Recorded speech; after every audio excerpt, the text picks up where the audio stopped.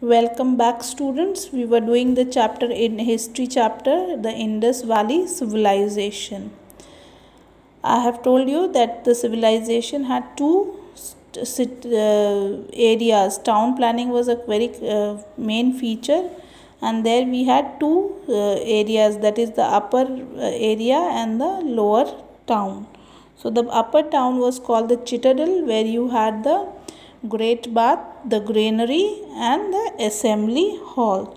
So we have talked about the other two. This is the third area, or the third feature of the citadel area. So the assembly hall, or the great pillar hall at Mohenjo-daro was another impressive public building in the citadel area, and it was a huge structure which was around 70 meters long and over 23 meters wide. So it is a multi-pillared hall in which around 20 square brick pillars were arranged in 4 rows of 5 each.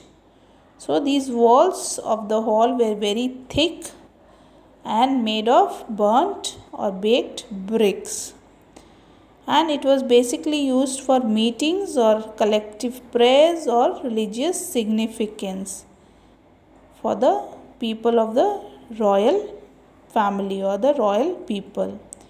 And it is also said that it also had or housed the municipal office, which took charge, or which was responsible for the planning of the town and the sanitation.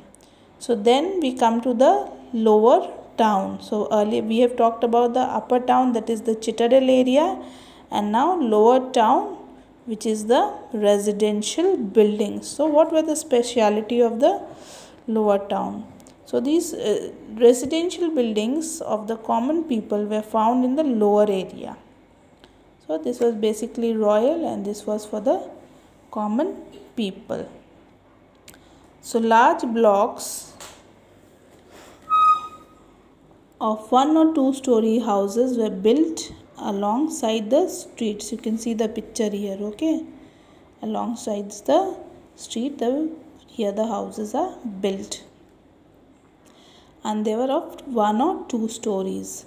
The houses were of different sizes and had flat roofs, which were made of reed platform, were placed on the beams. Okay, so there was this beam was there, and on this the flat roofs were there, and the buildings were built.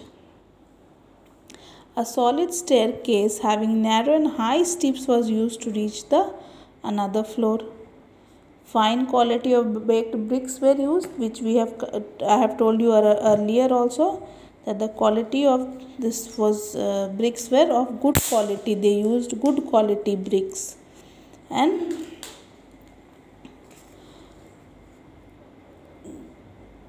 the walls were very thick and strong and plastered with mud in those times. Each house had a well and a hearth for cooking. Doors and windows of the houses opened towards the lanes, so it means airy. And there was a central courtyard. If you see the earlier houses also, they were like that. They had the central courtyard, and on all the sides there were rooms, and which were well ventilated. The effectiveness of the drainage system of the Harappan cities can be easily seen through the drains and the bathrooms and kitchens of these houses. So they were drainage system was very, very good. That we have talked about it in the earlier sections also.